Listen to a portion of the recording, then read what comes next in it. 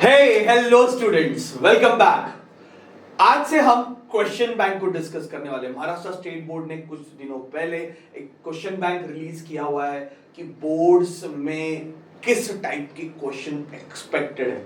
बहुत सारे बच्चे सोच रहे कि हाँ क्वेश्चन बैंक में से ही क्वेश्चन आएंगे। बहुत सारे सोच रहे कि हमें इसके अलावा कुछ करना है, नहीं करना है। बिलीव मी, क्वेश्चन बैंक जो महाराष्ट्र बोर्ड ने दिया है it is only a reference question bank, और उन्होंने पहले पेज पे नोट डाल के रखा हुआ है। आपने देखा रहेगा कि it is a reference question bank, इसमें से ही आएगा जरूरी नहीं है, पर बहुत काफी अच्छे अच्छे क्वेश्चन है जिसके ऊपर हम डिस्कशन कर सकते हैं। ओके, तो मैं क्या करने वाला हूं, मैं आपको पूरा सॉल्यूशन बताने वाला हूं चैप्टर वाइज इस क्वेश्चन बैंक का। ओके, फिर उसके डूज एंड डोंट्स भी देख लेंगे क्वेश्चन बैंक में कैसे कैसे है। ठीक है, so all of you get set ready, we are going to start exploring the question bank provided by Maharashtra State Board.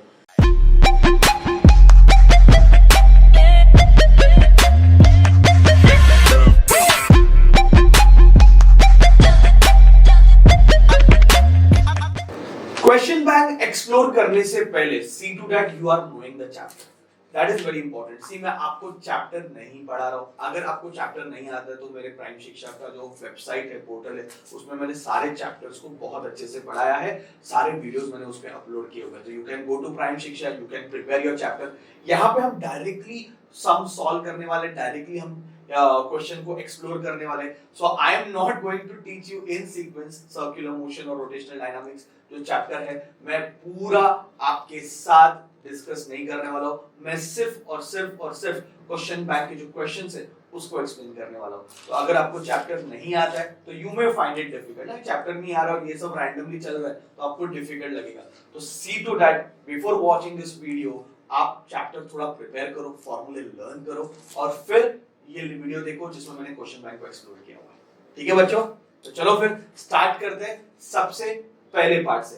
देखो, क्वेश्चन बैंक जो रिलीज किया हुआ है उसमें क्वेश्चंस जैसे दिए हैं, ओके, जैसे कि 1 मार्क एमसीक्यू है, वेरी शॉर्ट आंसर से, फिर लॉन्ग आंसर से, तो बराबर सीक्वेंस में ही दिए हुए कि कौन से क्वेश्चंस कहां पे आने वाले हैं। ठीक है, तो सबसे पहले जो रोटेशनल डायनामिक्स में टोटल 7 एमसीक्यूज दिए हुए हैं, तो सातों एमसीक्यूज फटाफट डिस्कस कर लेते हैं। दो answer is given to you, let us discuss fast कि सातों एमसीक्यूज क्या। थियरी रहेगा तो जल्दी हो जाएगा, न्यूमेरिकल में आपके लिए सॉल्व करूंगा। ठीक है बच्चों, तो चलो पहला, a driver in a swimming pool bends his head before diving. अगर आपने डाइविंग करते हो किसी को देखा रहेगा तो डाइविंग करते हो बॉडी एकदम वो क्या करता है, हेड डाउन करके ऐसे बैठ जाता है जो डाइव करने वाला बंदा है वो। क्यों? क्योंकि जितना वो उसका बॉडी स्क्वीज करेगा उतना मोमेंट ऑफ इनर्शिया कम होगा। जितना मोमेंट ऑफ इनर्शिया कम होगा उतना उसका एंगुलर स्पीड बढ़ेगा। तो बेसिकली इसका आंसर डी है, मोमेंट ऑफ इनर्शिया कम करने के लिए वो अपना हेड डाउन करता है। ओके, तो उसने दिया हुआ आंसर क्वेश्चन बैंक में ऑलरेडी आंसर दिया हुआ है, तो don't worry about it. Second, the angular momentum of a system of particle is conserved. Angular momentum is conserved only when no external torque is acting. बाहर से कोई external torque नहीं act हो रहा है तो एंगुलर मोमेंटम हमेशा conserve होता है। यही अपना स्टेटमेंट है। अगर आपने पढ़ा रहेगा law of conservation of angular momentum, तो दिस इज अ स्टेटमेंट। ठीक है, तो डायरेक्टली आंसर क्या आने वाला है, B, when no external torque is acting on the system. Okay, a stone is tied to end of the string. एक धागे को पत्थर बांधा और घुमाया और उसका स्पीड बढ़ते गया, एक पॉइंट के बाद वो ब्रेक हो जाता है। क्या होता है मालूम है? कि जब आप धागा लेते हो, पत्थर बांधते हो और उसको गोल गोल घुमा रहे हो, सर्कुलर मोशन करने के लिए सेंट्रीपिटल फोर्स चाहिए। सर्कुलर मोशन करने के लिए सेंट्रीपिटल फोर्स चाहिए, and centripetal force is never produced, it is provided. तो कौन प्रोवाइड करता है? धागे में जो टेंशन है वो सेंट्रीपिटल फोर्स प्रोवाइड करता है। तो आप घुमा रहे हो, धागे में जो टेंशन बना है वो टेंशन सेंट्रीपिटल फोर्स प्रोवाइड करता है। I hope you know this. धागे में जो टेंशन है वो टेंशन सेंट्रीपिटल फोर्स प्रोवाइड करता है, और आप घुमाते जा रहे हो, स्पीड बढ़ेगा तो सेंट्रीपिटल फोर्स बढ़ेगा। सेंट्रीपिटल फोर्स का फार्मूला क्या है? सेंट्रीपिटल फोर्स का फार्मूला है mv²/r। तो अगर आप स्पीड बढ़ा रहे हो तो गारंटीडली सेंट्रीपिटल फोर्स बढ़ेगा, मतलब टेंशन बढ़ेगा, क्योंकि सेंट्रीपिटल फोर्स प्रोवाइड करने का काम किसका है? टेंशन का है। तो अगर आप स्पीड बढ़ा रहे हो तो गारंटीडली टेंशन बढ़ा रहे हो, और एक पॉइंट के बाद टेंशन का एक लिमिट है ना, धागे का एक लिमिट है, एक पॉइंट पे धागा टूटने वाला है कि नहीं? तो वही होने वाला है। तो धागा टूट जाएगा तो रिक्वायर्ड सेंट्रीपिटल फोर्स इतना ज्यादा हो गया कि टेंशन ने उसको प्रोवाइड नहीं किया और वो धागा टूट गया, तो उसका आंसर आएगा बी। ओके, चलो फोर्थ वाला क्वेश्चन सामने मेरे साथ देखते हैं। Moment of inertia of a circular loop, circular loop, circular loop मतलब ही आप ले सकते हो रिंग, तो उसका moment of inertia of radius r at a distance r/2 around the rotating axis parallel to the horizontal diameter of the loop is, question ठीक से पढ़ना। सपोज ये रिंग है, ओके, ये रिंग है और इस रिंग के r/2 डिस्टेंस से अगर एक्सिस जा रही है, देखो अपने को मोमेंट ऑफ इनर्शिया फाइंड करना है, जब भी मोमेंट ऑफ इनर्शिया फाइंड करना है एक्सिस का पोजीशन बहुत इंपॉर्टेंट है। ये डायामीटर है, ये एक्सिस है, सेंटर ऑफ द रिंग से जा रही है, मतलब एक्सिस इज अलोंग डायामीटर। उसके अबाउट मोमेंट ऑफ इनर्शिया अगर आपको नहीं मालूम है तो प्लीज लर्न करके रखना, mr² upon 2a।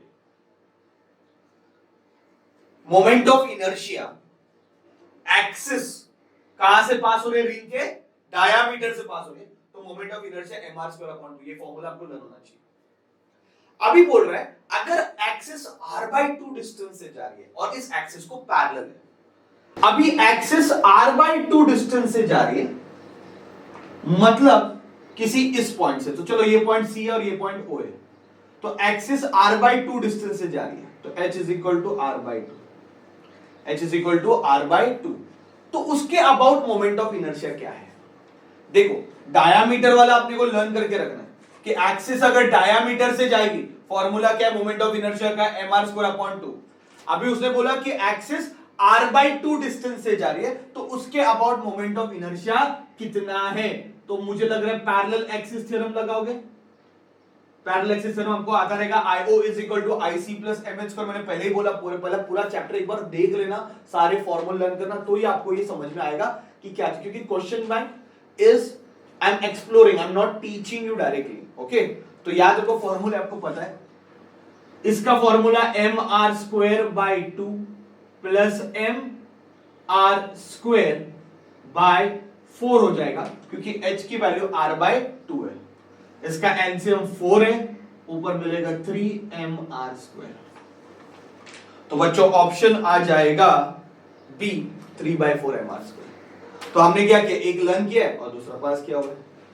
Okay, so that is very very important. Okay, next, a 500 kg car takes a round turn of radius 50 meter with a velocity 36 km per hour.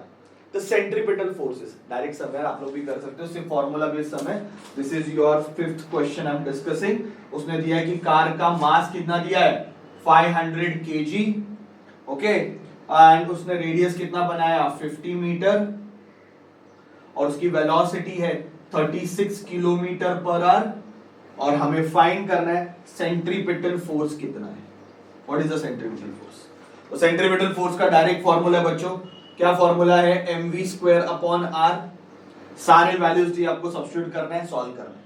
पर ये किलोमीटर पर आवर है, नहीं चलेगा, इसको metre पर second में डालना पड़ेगा। तो इसको मैं लिखता हूं 36 इंटू 5/18, 18 1 जा 18 2 जा, आंसर इज 10 मीटर पर सेकंड। ठीक है, तो वेलोसिटी मैंने 10 मीटर पर सेकंड, तो फोर्स में फॉर्मूला सब्स्टिट्यूट कर दो, तो F is equal to mass, mass कितना दिया 500, वेलोसिटी का स्क्वायर v का स्क्वायर, v का स्क्वायर कितना है 10 का square, that is 100 upon r। r की वैल्यू कितनी है 50। ठीक है, 1 जा 10 जा, आंसर आएगा 1000 न्यूटन। चेक करो आंसर राइट है कि नहीं। ओके, तो आंसर इज 3000 न्यूटन। इजी, एकदम simple, formula based question. Okay, next, a cyclist riding a bicycle at a speed of 14√3 metre per second, ठीक है। तो वेलोसिटी दिया है 14√3 मीटर पर सेकेंड, ये साइक्लिस्ट का स्पीड है। And takes a round turn on a road of radius, radius दिया road का 20√3 मीटर। अगर ये सिचुएशन है तो उसका इंक्लिनेशन फाइंड करना है। तो आपको पता है जो मोटरसाइकिलिस्ट होते हैं वो क्या करते हैं, टर्निंग पे ऐसे लीन हो जाते हैं, ऐसा सीधा सीधा टर्न नहीं मारते, ऐसे टर्न लीन होके टर्न मारते हैं टर्निंग पे। तो कितना उसका इंक्लिनेशन फाइंड करना है कि कितना एंगल से वो इंक्लाइन हुआ है टर्निंग पे, ये टर्निंग पे कितना एंगल से इंक्लाइन हुआ है, उसकी स्पीड और आर दिया हुआ है। जितना भी बैंकिंग ऑफ रोड का फॉर्मूला है, शॉर्टकट याद रखो, बैंकिंग वाले क्वेश्चंस आते हैं या फिर एंगल वाले क्वेश्चंस आते हैं, तो ये सबका एक ही फॉर्मूला है, tan theta is equal to v square by rg, बस दूसरा फॉर्मूला ही नहीं। तो डायरेक्ट बिंदास यूज करो, इससे आएगा ही answer. tan theta is equal to v का स्क्वायर, v का स्क्वायर मतलब 14√3 इंटू 14√3 अपॉन r 20√3 और g का वैल्यू अपन ले लेते हैं 10, ठीक है। 9.8 ले लो, कैलकुलेशन इजी हो जाएगा। अच्छा 9.8 को 98 इंटू 10 लिख सकते हो, 98 अपॉन 10, पॉइंट निकाल दिया, 9.8 का पॉइंट निकाल दिया, तो ये जीरो कैंसिल, 2 1 जा 2 7 जा, एक √3 कैंसिल, 7 1 जा 7 1 जा 7 एंड 14 जा 14 कैंसिल, आंसर √3 आएगा। भाई tan थीटा का आंसर √3 आ रहा है, तो थीटा की वैल्यू कितनी रहेगी 60 डिग्री। फॉर्मूला याद रखो बाईसाइकिल वाले का, ओके, बाईसाइकिल वाले का फॉर्मूला याद रखो। जब वो गाड़ी चला रहा है खुद लीन हो जाता है, टर्निंग पे खुद लीन हो जाता है, तो वर्टिकल के साथ जो उसका एंगल बनता है that is tan theta, direct formula, direct sum. और एक लास्ट क्वेश्चन है, a string of length L fixed at one and carries a mass m at the other and, okay. A string of mass of length L, string का length L दिया हुआ है, तो मैं एक काम कर लेता हूं बच्चों, ये यहां से थोड़ा रब कर लेता हूं, ओके। एक स्ट्रिंग है, स्ट्रिंग का लेंथ L है और उसका मास m है। The string makes 2/pi revolution per second around the vertical axis through a fixed end. The tension in the string is, string में कितना टेंशन होएगा प्रोड्यूस फाइंड करना। देखो ये वर्टिकल एक्सिस है और उसके अबाउट स्ट्रिंग ऐसे घूम रहा है, वर्टिकल एक्सिस के अबाउट स्ट्रिंग ऐसे घूम रहा है, तो एक मास है उसको अटैच करके स्ट्रिंग ऐसे घूम रहा है, वो मास m है, स्ट्रिंग का लेंथ L है, ओके। और कितना फ्रीक्वेंसी पता है, frequency is 2/pi, okay, hertz, revolution पर सेकंड मतलब हर्ट्ज। तो क्या हो रहा है कि एक स्ट्रिंग है, स्ट्रिंग को ऐसा वर्टिकल एक्सिस पे घुमाया, एक्सिस वर्टिकल है उसके अराउंड घुमाया, एक्सिस वर्टिकल है उसके अराउंड घुमाया, ठीक है। तो कितना टेंशन है फाइंड करना है। टेंशन कौन प्रोवाइड करेगा, मतलब टेंशन क्या करता है, सेंट्रीपिटल फोर्स प्रोवाइड करता है। अगर आप एक धागे को लोगे और ऐसा हॉरिजॉन्टल घुमाओगे तो टेंशन क्या करता है, सेंट्रीपिटल फोर्स प्रोवाइड करता है। तो वही फॉर्मूला है, central tension provided by the centripetal force, mr omega square लिख दूं सेंट्रीपिटल फोर्स को, mr ओमेगा स्क्वायर, ओमेगा की वैल्यू क्या है 2πf, तो mr 2πf का स्क्वायर, तो इसका आंसर क्या आएगा m r into 4 pi square F square, pi square F square. तो अभी मुझे बताओ क्या आंसर आएगा, मास m है, रेडियस l है, 4 pi square into F square, F square मतलब इसका स्क्वायर, तो 4/पाई स्क्वायर, पाई स्क्वायर कैंसिल, 4 4 जा 16, तो आंसर आएगा 16 ml। चेक करो, तो ये हो गया ऑप्शन कौन सा हो रहा है, डी 16 ml। तो जब आप एक मास को हॉरिजॉन्टली घुमाते हो, ओके, तो tension is provided by the centripetal force, उससे आप सबको सॉल्व करके लेके आ सकते हो। तो सारे एमसीक्यूज वाले सब हमने कर दिए, इजी है, बराबर कि नहीं। Now let us go for the next one, फटाफट करते हैं। तो बहुत इंपॉर्टेंट है कि आपका कॉन्फिडेंस बढ़ना, ठीक है बच्चों। तो चलो फटाफट इसको कॉपी डाउन करो और will go for the next one. Yes my dear student, now let us go for the 1 mark questions. They are all very easy, very easy. थोड़ा बहुत कॉन्सेप्ट आपको आता रहेगा, बिलीव मी आपको मैं जो बोल रहा हूँ समझ में आ जाएगा, ठीक है। Let us start with the first one. You to find radius of gyration of a uniform disk about an axis perpendicular to its plane and passing from the center। तो चलो वेरी शॉर्ट आंसर, डिस्क के बारे में बात कर रहे हैं, बहुत इंपॉर्टेंट क्वेश्चन। ये जो डिस्क है उसके अबाउट सेंटर से जो एक्सिस जा रही है and perpendicular to plane, perpendicular to plane दिखाने के लिए ऊपर लाइन ड्रॉ किया, नीचे डॉटेड ड्रॉ किया, ऊपर एक ऐसा सीधा लाइन खींचा फिर डॉटेड खींचा, इसका मतलब क्या है, परपेंडिकुलर टू द प्लेन है, ठीक है। तो डिस्क एक्सिस सेंटर से जा रही है, परपेंडिकुलर टू प्लेन, बराबर कि नहीं, उसका मोमेंट ऑफ इनर्शिया क्या है, फॉर्मूला लर्न रखना बहुत जरूरी है। Moment of inertia is mr²/2। Direct लिखना, डायरेक्ट लर्न कर सकते हो, ओके। मोमेंट ऑफ इनर्शिया क्या है, mr²/2। अभी मुझे I के बदले mk² डालना, देखो अभी मोमेंट ऑफ इनर्शिया नहीं पूछा है, रेडियस ऑफ गायरेशन पूछा है।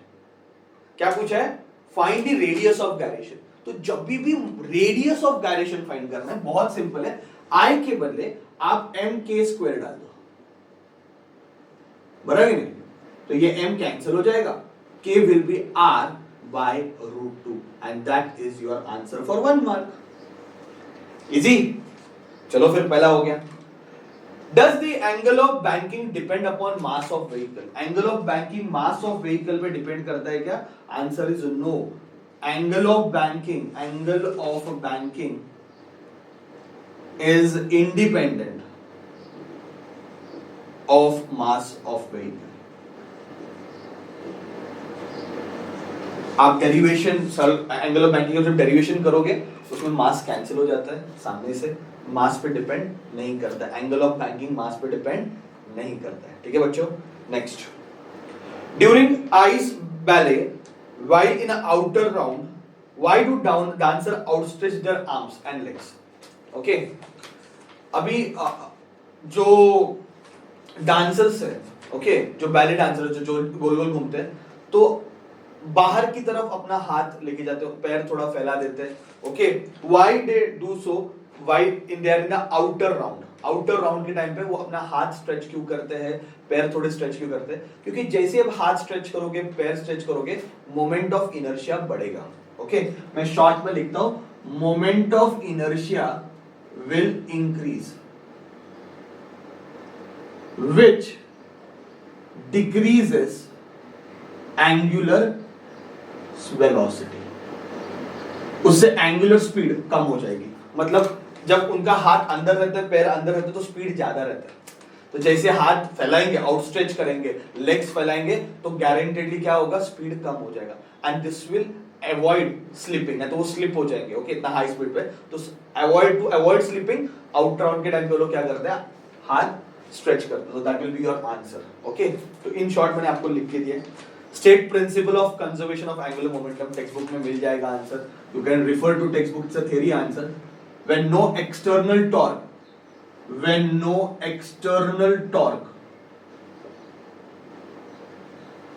acts on body, when no external torque acts on body, angular momentum is always conserved।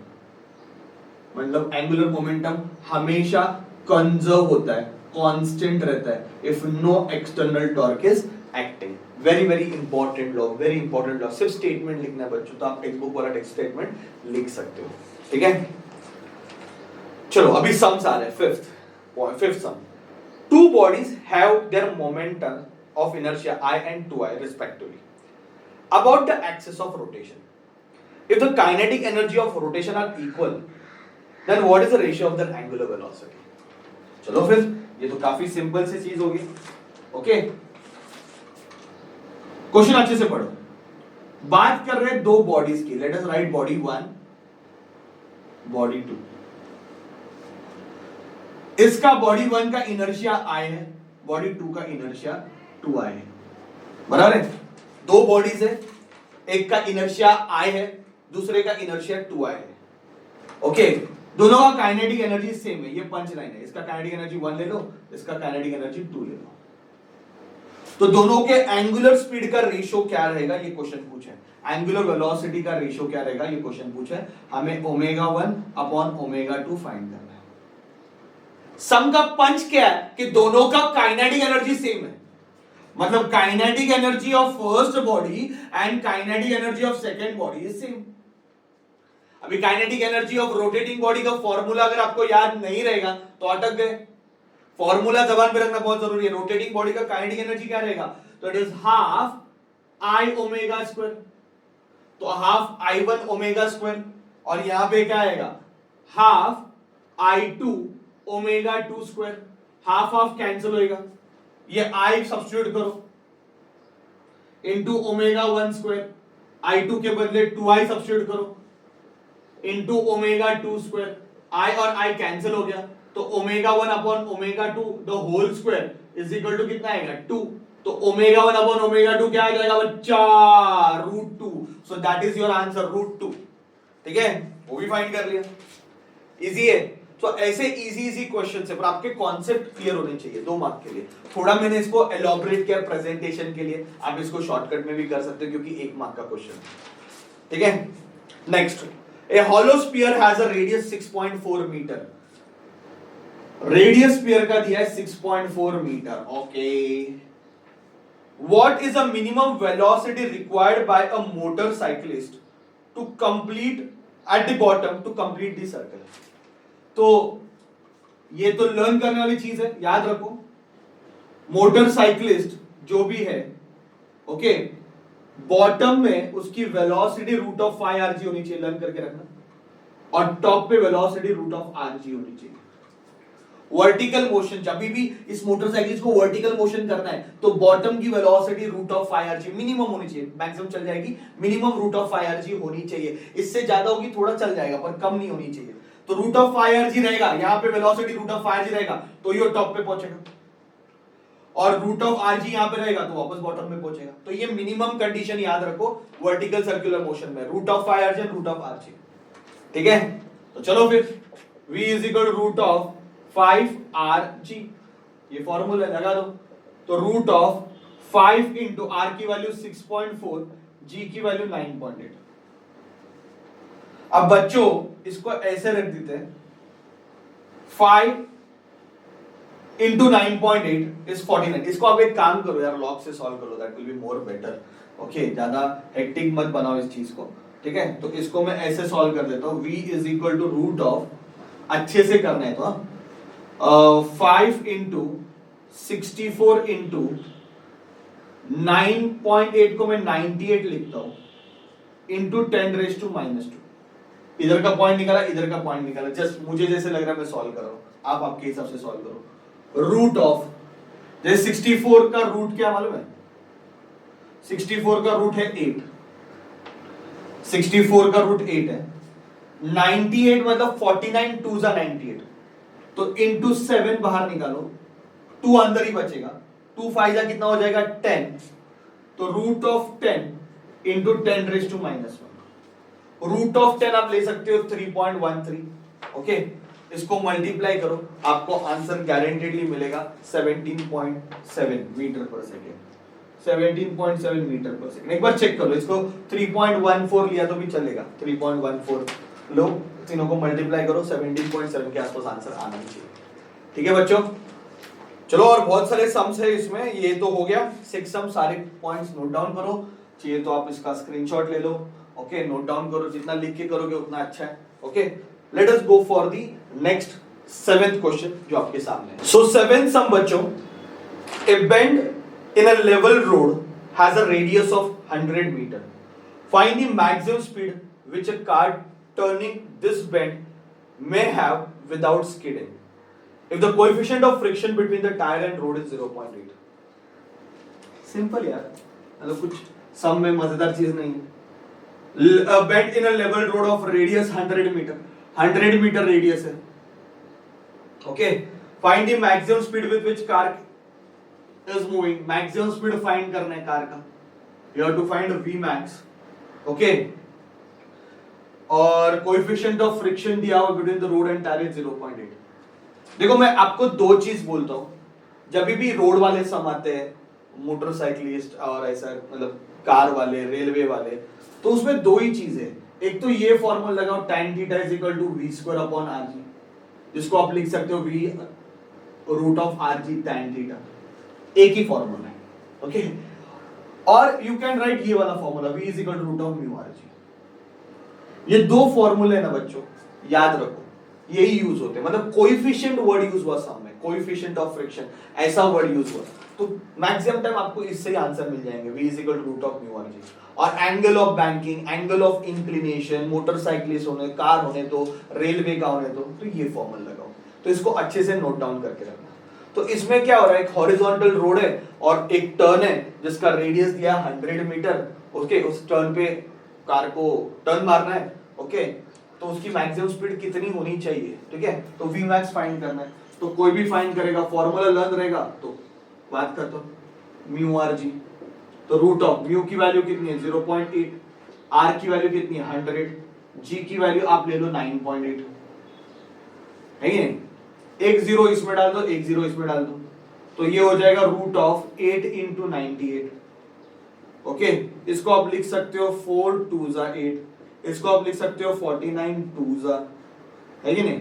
तो 4 का रूट क्या है 2, ये दो 2 में से एक 2 बाहर आ गया, और 49 का रूट क्या है 7, 7 2 जा 14, 14 2 जा 28 metre per second is the answer. देखो कितना इजीली सॉल्व हो गया।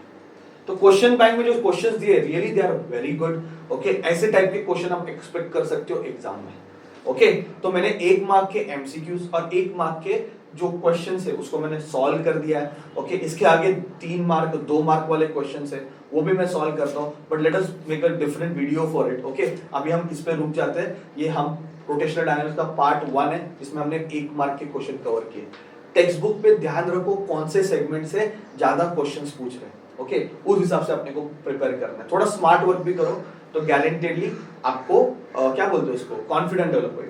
मतलब ये न्यूमेरिकल आपने सॉल्व किया, इसी टाइप के 4-5 न्यूमेरिकल सॉल्व करो तो थोड़ा कॉन्फिडेंस क्या होगा आपका डेवलप होगा। ठीक है बच्चों, थैंक यू वेरी मच।